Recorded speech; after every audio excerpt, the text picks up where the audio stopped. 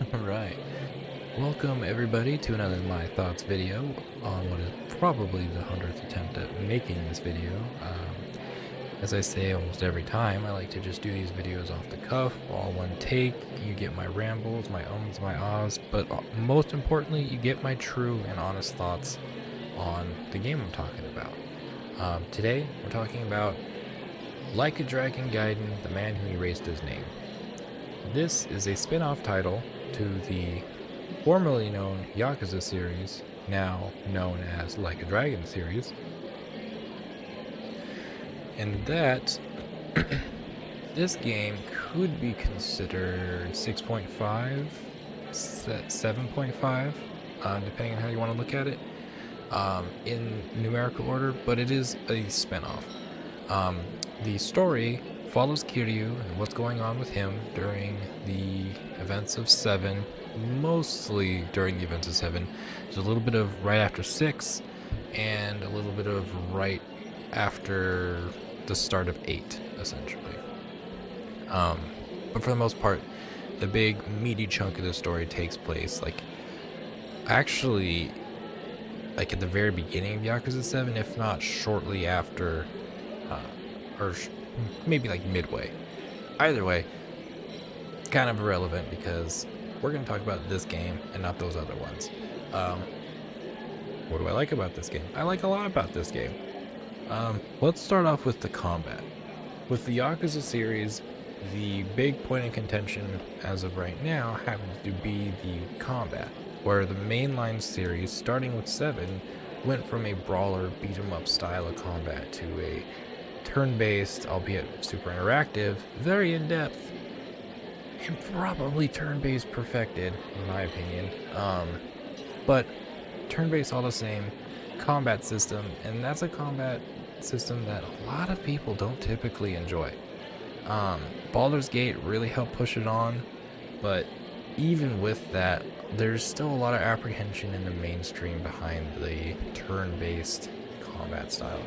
Which personally I think sucks, because turn-based combat is really, really fun and arguably more of a payoff, unless we're talking like Souls combat, because for me there's 3 kinds of combat. You've got your super strategic combat, so turn-based, any form of that, strategy, your standard Final Fantasy turn-based, or more RTS type, but all that really is just different varieties and flavors of turn-based. Then you've got your Souls-like. So Souls-like separates itself from the third kind of combat in that Souls-likes are a lot more technical, very punishing, and you have to be a lot more precise with your input, almost like a fighting game. In that you can't just run in there and smash a button until the enemy's dead. You've really got to make use of the patterns. No matter what the game is, it could be Neo, Code Vein, Dark Souls, Elden Ring, The Surge, so many of these Dark Souls clones all bleed into that same combat philosophy, and that's you've got to learn the patterns, you've got to learn the combat in order to actually persevere. And then there's the middle ground. There's the arcadey combat, for lack of a more precise term. That's the one where you can pretty much just mash a button and get your way through. It can be fun.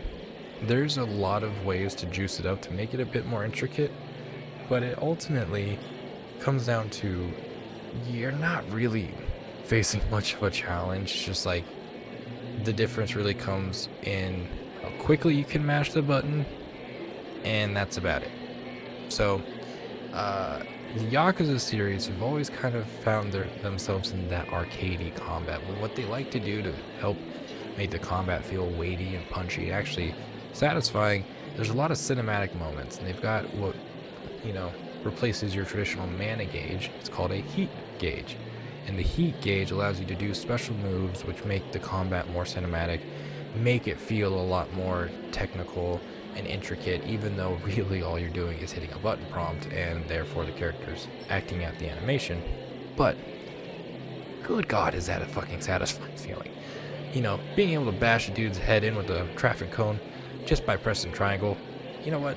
That's fine, because it's also mixed with managing the combat with actual combos and learning the moves and stuff like that. And of course, the harder difficulties, you do need to learn a bit more technicality, but it does still boil down to a variant of how quickly can I press the buttons as to how, you know, slowly I can press them and still get through the fight.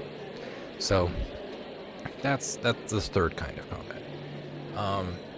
This title, as I mentioned at the beginning, is a spin-off, but it harkens back to the original combat style of the initial 0 through 6, in that beat 'em up brawler kind of just fucking awesome, rip your shirt off and just be full of testosterone combat style, and I love it. It's so much fun. We'll actually run over here and see if we can't find somebody to beat up really quick while I'm talking about it. But this combat style, there is a lot to it, despite me trying to oversimplify it. You get your basic stats and stuff that you can upgrade: your health, your heat, your damage. You've got your more generic ability upgrades, how much gear you can have, how certain things affect you, how much buff you get from like food, like taunting enemies, that kind of a thing. And then there's 2 fighting styles in this game. Each game kind of changes it up. There's different fighting styles throughout each title, and different numbers of them. But this one has the Agent and the Yakuza style. One is basically more quick combo style. One's a bit slower, heavier, harder hitting style. Ultimately, I kind of just used the Yakuza style the most once I learned how powerful it is. But with that being said, the combat in this game has a lot of variety to it, even though it is of the more simplistic genre. Because just grab this, grab that. Hey, see that one button press? Look at the cool move. Alright, now we got that guy up. But now if I want to actually like try, now I can actually press these buttons and do combos. Now, there's certain ways I can change my style in the middle of it. There's certain, for instance, in this style, if I hold the buttons down, I do the charged attacks, which are just stupid strong if they ever fucking hit. But I can also switch right back. This style has like cool gadgets. There's a little lasso. I can throw cool cigarettes at people that explode. Oh, he was moving range. Okay, and I can also call in drones that can attack people for me. Pretty cool. So the vast majority of this game consists of combat like that, and then long cutscenes. But when you're into these games, those cutscenes don't feel long enough sometimes. You just get so wrapped up in it, you're like, you know what? Give me more. Give me more. I want more of that, please. Yes. And so you're constantly just like seeking out the next fight, even though you don't need to. The story might be making you feel like, oh yeah, you gotta get to the next plot point really quick. Well, hold on.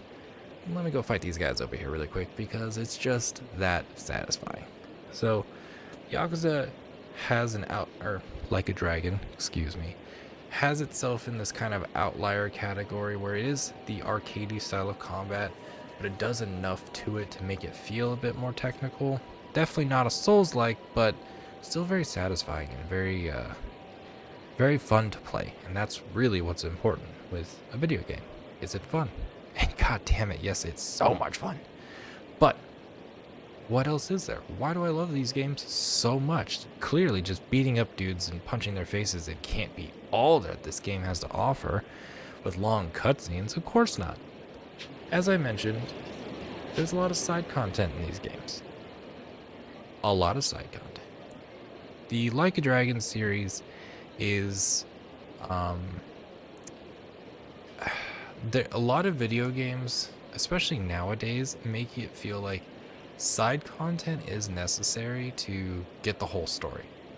Back in the golden days, side content was just that. It was more extra content. You could play the main game and have a fun time, get everything you needed, but if you wanted, you could spend the extra time and get some extra side content stories. You know, you could go rescue a guy's dog from a tree. Maybe you could go get some herbs for an elderly person from a mountain village. You know, whatever RPG task they get you in on. And ultimately, a lot of these stories kind of boil down to be very simplistic and very meh, not all that interesting. Where Yakuza is different is that they said, oh, you want side content? Okay, well, we're gonna give you side content, and it's gonna be fucking interesting. There's almost nothing you can do in terms of side content in this game that doesn't turn into a storyline, a quest chain, or honestly just outright super in-depth game of its, or that could be a game in its own right.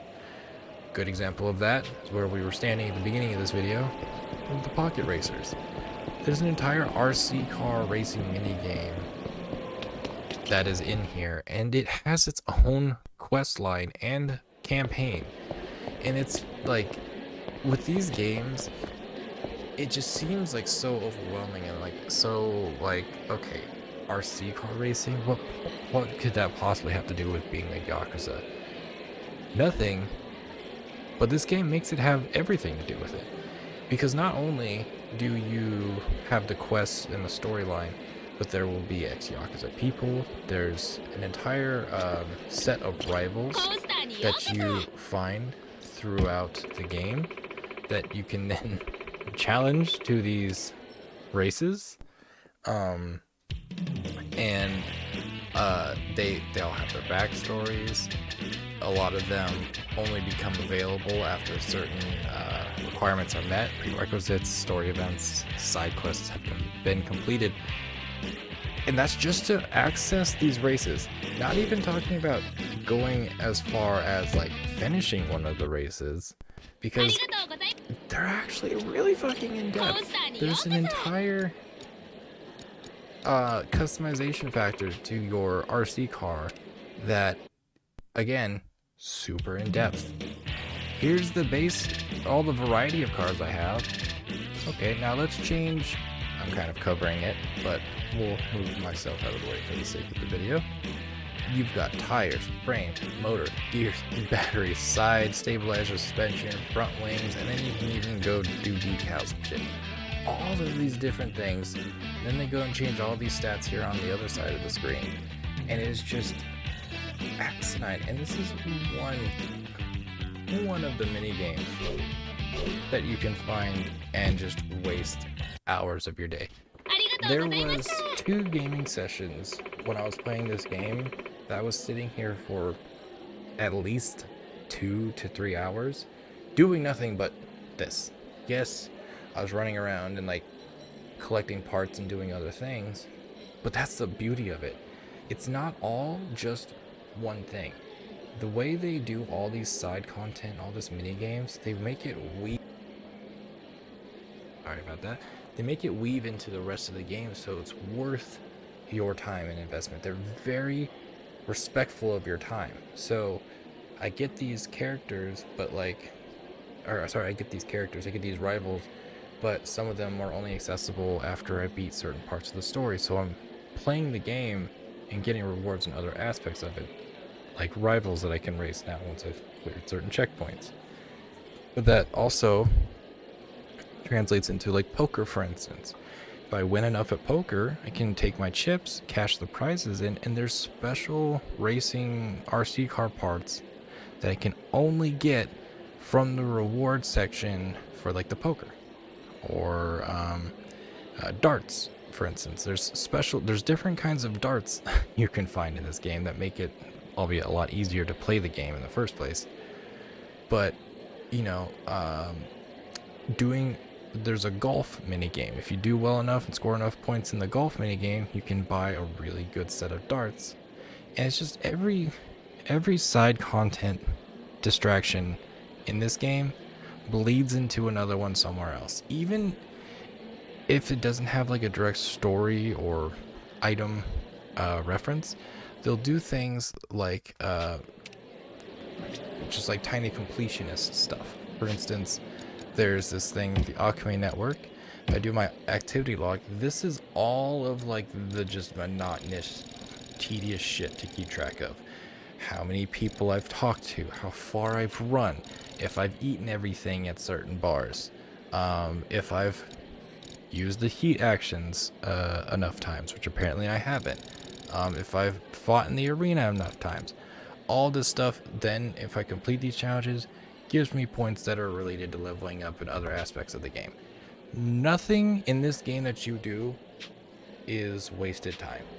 And I love that, because some of the things you do in this game certainly feel like it when you're doing them. Like talking to the live action hostess girls. I'm not gonna bother showing that because I don't want this video possibly getting age restricted, or my channel getting in any trouble. I'm too small of a YouTuber for that to really be an issue, but albeit, if you want to look that up, just look up the Hostess Club mini game for like a Dragon Gaiden. See what I mean? It's impressive. I'm not gonna lie. The way they're able to like meld live action into the video game, seamless, and it fit. It just worked. I kind of want to see more of it, but I also don't, because good God, it was cringy. But impressive. So we're gonna move on, because I could seriously sit here and talk to you about the game loop of the Yakuza Like a Dragon series forever. Don't have that much time. I would like to try to keep this video under 40 minutes, maybe 30, we'll see. So the gameplay overall, like I said, it's quite varied. There's a lot of variety. If you find yourself getting tired of one thing, almost at least 2, 3, 4 other things you can do at any given time in this game to help kind of change it up and help avoid that burn. And that's almost an invaluable quality to have in video games, especially nowadays. Let alone when games want to sell you all this extra content and DLCs. To be quite honest, this series isn't necessarily devoid of any harmful practices like that, but they do a really good job at making their games still feel quite full, fleshed out, and you get a full game when you buy their titles, which is really nice. Speaking of a full game, my God, is there a lot of story content. Now, I don't want to get too crazy spoilery about things right now, mostly because I do have intentions on coming up with other content that would allow me to go a lot more in depth about the spoilers involved with these games. But for now, I will cover a few things that might be, that definitely are spoilers, so you've been warned. When you start off this game, like I said, it starts at the end of Yakuza 6, and there's almost an immediate jump to Yakuza 7, so you don't really get too much time during the Yakuza 6 timeline. But essentially what happens at the end of Yakuza 6 is Kiryu essentially goes into hiding or exile to protect Haruka and his orphanage and the ones he loves. I'm talking. I don't appreciate you trying to talk over me. I love you, go away. And so as part of his agreement with this exile, he's essentially working as an agent for this organization. And that's where the story of this game really picks up, as there's a job he gets involved with, and it gets him basically going back to Sotenbori, which is, it might be like my second favorite city in Yakuza. It's kind of hard, but maybe I'll do a tier list of all my favorite locations in the Yakuza series later. Either way, the bulk of this game takes place in Sotenbori. There's tons of side content to distract you, but the big meat and chunk of this game really involves Kiryu trying to dethrone one Omi Alliance leader that would basically be a huge speed bump for the plot of Yakuza 7 had Kiryu not done what he did in this game, which was essentially oust this one person, and that helped set in motion all of the events that happened in the last third of Yakuza 7. Essentially the dissolution of the Tojo clan and the Omi Alliance, and basically the disbanding of Yakuza as a whole, or the majority of them, in Japan. And so Kiryu gets kind of called from the dead to go help with this big coup plan, and it just turns into like this crazy political scandal. As with every game, there's so many tie-ins to so many other aspects of other games that there's simply just too many to count. But that is actually one of, if not the main reason I love these games so much and so dearly, is the way they give special time and attention to characters that you would otherwise not really get much time with. Prior to this game's release, Lost Judgment was the newest addition in the Yakuza verse, if you will. However, there was a lot of contention, especially up until Lost Judgment's release, that they're not technically in the same universe. I don't know why people would think that. They very clearly take place in the same universe. They use Kamurocho, the same maps, locations. And then in the second game, they finally start using similar characters. But it's just like, come on, dude. Like, you knew from the get-go this was in the same universe. Why are you being such a bitch about it? But this game said, okay, I see you guys are still a little confused here. Let me spell it out clear as fucking day for you. These games take place in the same universe. And what I'm about to show you would partake in the spoilers that I warned you about earlier. So if you, for some reason, are still not completely on board with spoilers, but you're here, giving you another warning, this might ruin some stuff for you, especially if you're a Judgment fan. These three individuals right here might look a little familiar. You got Sugihara, Kaito, and Higurashi from... Is Higurashi right? Higashi. Not Higurashi. Higashi. Anyways, these guys are all from Judgment. Lost Judgment and Judgment. They're in both games. Kaito is honestly... He is so close to my favorite character in the entire universe of these games. He is so awesome. But here it is. This is what I'm talking about. They're just sitting there. And admittedly, there's no real conversations I can have with these guys now. What's done's done. They're just skins on NPCs, but that makes me so fucking happy to see. Because they're intertwining games and like threads and storylines without making a big fucking deal about it or having to make some huge major plot point or reason for it existing. What happened before this, the way you get Kaito as available for a fighter is you take on a sub-story. You happen to be chasing down somebody that's been causing a problem, and you bump into Kaito, who also happens to be chasing the same person down, but mistakes you for said person that he's looking for. As the quest progresses, they become friends, and not say like best buds, but they become homies, and the opportunity for recruiting him for this fighters minigame. It's a whole fighting coliseum. Tons and tons of shit. Again, entire storyline related to it. All optional side content.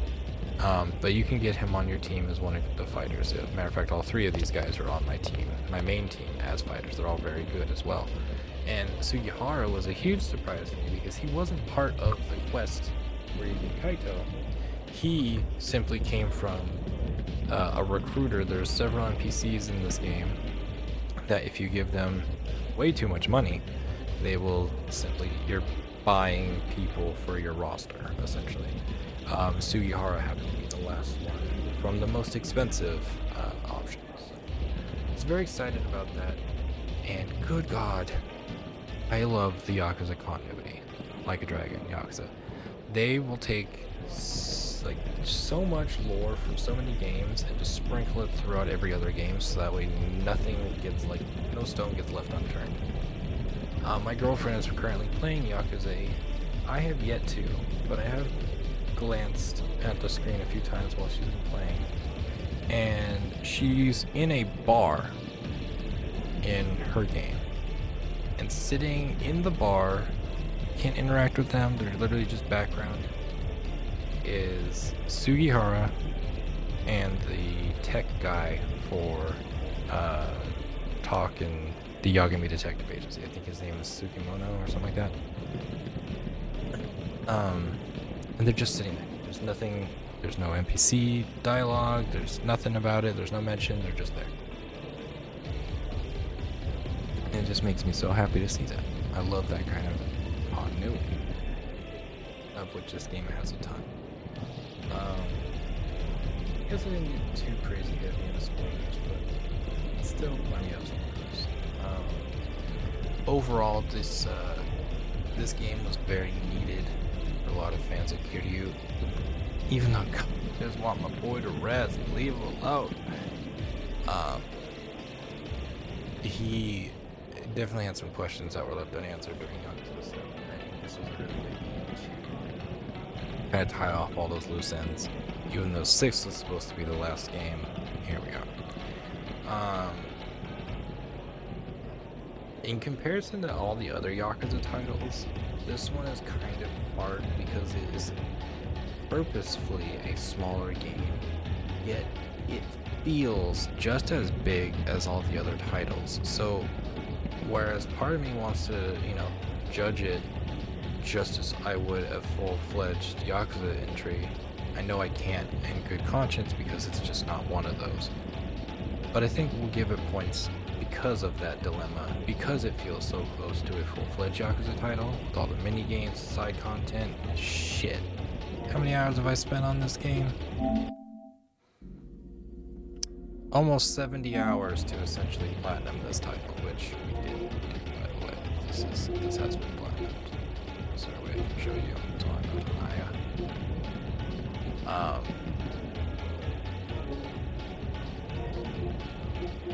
But overall, this is definitely up there in terms. There we go. Now you can see. Now you see it. Now you see.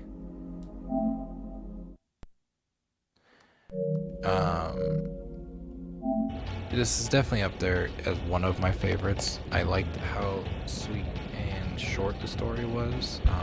Admittedly, some of the Yakuza titles, the stories, a little convoluted and drag out a little bit.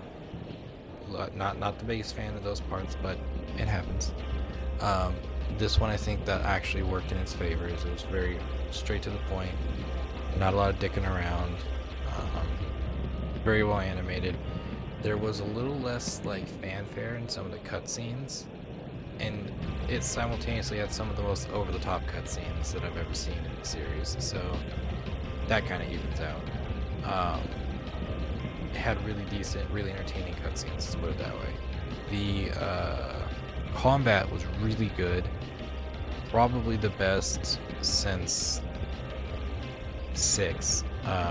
Overall, the best combat has been Lost Judgment. In the entire series, Lost Judgment has the best combat, and this feels pretty close to it, maybe a step or two down, but it's definitely really close to it. So I'd say it's probably top 3 or 4 for best combat in the entire series for sure.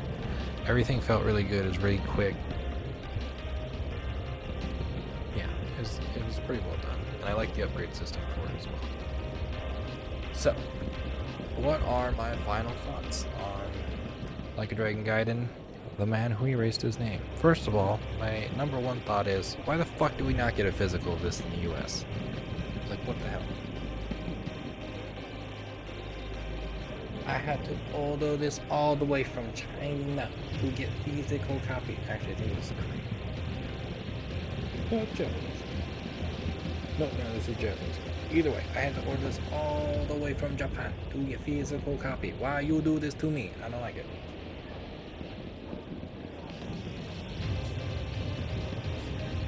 To not make that physical, so that is part of why this video came so late. I just had to wait until I could get the physical copy. That's really what it came down to. Also, the broke bitch didn't have a job until a couple months ago, so we're catching up on things. I'm buying a lot of titles that I didn't have the chance to play over the last year or two. We're working on my car as well, getting that up and running, making it look nice. Hello, car content possibly on the channel, we'll see. But yeah, so there just needs to be more physical copies of games. I don't like this whole digital age we're moving towards. How's that for a fucking final thought? Keep physical content alive. Bullshit. Anyways, as regulars of this channel would know, I like to do 2 ratings for every my thoughts video that I do. I always do my personal ratings, and I do what I would consider as a relatively generalized, unbiased unbiased rating.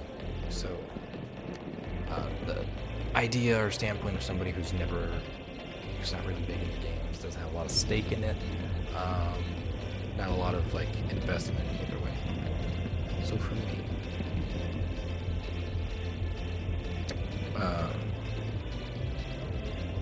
for me, I'll give this 10 out of 10. Yeah, I cried like an absolute bitch. I cried so hard, and it was a happy, sad cry. As I've already given spoiler warnings, I guess I can explain this as well. At the very end of the game, if you know anything about Kiryu's story, he runs an orphanage, or used to, and now his entire motive for everything he does is to make sure that that orphanage is taken care of, despite him not being there. He loves the kids very passionately, he said they're all his own, very connected. Yakuza 3, you spend a lot of time with these kids as well, so you as the player are very connected to these kids. Should you get immersed in the game, you're very connected to these kids. At the end of this game, once all is said and done, there's a very, very heartfelt moment between, essentially between Kiryu and the kids of this orphanage. And there was a lot that was said that made me cry like a baby, but there's also a lot that wasn't said that made me cry like a baby. And that is a testament to how masterful that these games are, and the writing is, and how important it is to stick with the series for the long haul. Because as with any series, of course, the final part of the story is still part of the same story as the first one. And so, though there might be different climaxes here and there, it's really important to get all parts of the story, because if you really want to fully enjoy every part of the story, you gotta know every other part. And the Yakuza series, Like a Dragon, is absolutely the defining factor for that argument. You play all these games on their own. Absolutely, you can. But the amount of both subtle and major nods to past games is unmistakable and masterfully done. There's so many. They're so varied, from characters to just subtle, like off-the-cuff lines, to titles for missions, to just all sorts of stuff. They don't spare any expense. Almost this entire fighter's minigame is homages to past exploits from fucking Kiryu, like things that he's done. One of the training regimens is fighting tigers, just like Kiryu did. It's ridiculous, but awesome. So for me, this game gets a 10 out of 10. The story moved me to tears. The gameplay was fun as hell. I was addicted. I completed it. Again, another platinum in the books. Like, that speaks volumes to platinum a Yakuza game. That's work. But I loved every minute of it. Even the cringy stuff, even the boring stuff, like, which admittedly there wasn't a lot of boring stuff in this game because the story was so short and concise. There wasn't a lot of downtime. It was pretty cool. The story just kept moving along, and yeah, it was really good. I think there's a couple ass-pulley things, but I get why they did it, and to explain that would just take way too long. But ultimately, the whole series is just riddled with like ass-pulls, so at this point I'm kind of used to it. So for me, that's a 10 out of 10 game right here. This game, absolutely phenomenal. For the average player, somebody that doesn't have as much investment in this series, I still think this is going to be like a solid 8 out of 10. Yeah, we'll go with 8 out of 10. I think it's a bit more reasonable. I want to give it a 9 just because the game is so solid, so complete, so thorough, so much content. But I feel a lot of that satisfaction, that payoff, what makes content interesting in the first place, what makes things feel not so out of place, is having prior knowledge of the series. So without that, you know, things definitely become a lot harder to rate as like somebody that doesn't know. Like if you just don't know why these 3 characters standing behind me are important, then you probably don't have any real impression on what you're seeing right now. You say, oh, it's a guy standing in front of 3 NPCs, cool. But if you're, you know, if you have experience with the series and you know what you're looking at, you're like, oh shit, those are the dudes from Lost Judgment with Kiryu. What the fuck? What's going on here? Like, huge, just polar opposite reaction. And all it takes is a little bit of experience with the series. So that's why I think does hold it back. This game, all of its major payoffs really come from prior knowledge, say minus the story payoffs. But even some of those, like the end of this game, I would say half of it feels very like what the fuck and out of place if you don't know the events of Yakuza 7. So it's really hard to advocate picking this game up out of the blue and just playing it if you've never touched the series before. But I still think, you know, without much investment in it, if you just kind of want, if you saw like a couple, like the trailer, oh damn, beat some dudes up, hell yeah, some mini games, okay, I'm with this, let's check it out. I think you're still going to be really impressed with the game overall because it's so solid, so thorough, so polished, so detailed, so fucking, like, they could have charged full price for this, they didn't. It's one of the few games where I'm like, wow, I didn't pay enough for this. But we'll leave it there. For me, this is absolute 10 out of 10 must-play title, especially if you're in the Yakuza series. Although I want to preface this, only play it if you are like proficient with the Yakuza titles. Maybe not have played every single one, but you definitely need to at least, I would say, have played 6 and 7. If you can play at least those 2, then give this one a shot abso-fucking-lutely. Otherwise, it's just hard for me to recommend any old person picking this up and just like, yeah, check this game out. Because so much of the story and like a lot of the game's dialogue is just referencing stuff that isn't in the game. So you would feel very out of place and very lost. But that aside, the gameplay is fun. There's a lot of content in the game. You can get lost and all that other stuff. So if you don't really care about the story, there's still so much game to fucking enjoy here. It's great. So definitely an 8 out of 10 for, as an unbiased, as general as I can get, review. For any old person, I'd say this is 8 out of 10. But for me, 10 out of 10. Absolute must play. Another banger from RGG. They know what they're fucking doing. They know how to make games. And good God, I cannot wait for them to like spread their wings and maybe do like a full-on sci-fi or fantasy title with the Yakuza structure, but just complete different. Like, I want them to do what they did with Ishin, but make it like high fantasy. You know what I'm saying? They've already got ways to incorporate magic and spells and stuff. Follow the potion system from Lost Judgment. So, RGG, see you guys, and I raise you. Give us that high fantasy, Jade Empire-esque title. I know you guys can do it. But that's it for me on this one, you guys. I haven't been streaming as much, but I still do have a Twitch, so go give me a follow in there. We'll be starting the streams up hopefully here pretty soon, and I'll get back to a more regular schedule. We'll basically pick up right where we left off. Just like I said, getting used to a new job, and life's changing a bit, but we will be back to streaming. Also, if you haven't already, like and subscribe to the channel, leave me a comment, tell me what you think about the Yakuza series. It is my favorite series of all time, so I would love to talk to you in the comments about it. Any and all thoughts are welcome. If you hate the series, I'd love to know why. I'd love to know why you want to live such a miserable life. I'm just kidding. No, but if you love it, if you hate it, if you never played it, let me know. Tell me what you think in the comments. The whole reason I got into content creation is just to open up a dialogue. I love talking about video games. I think they're the best, most interactive and rewarding medium on the planet.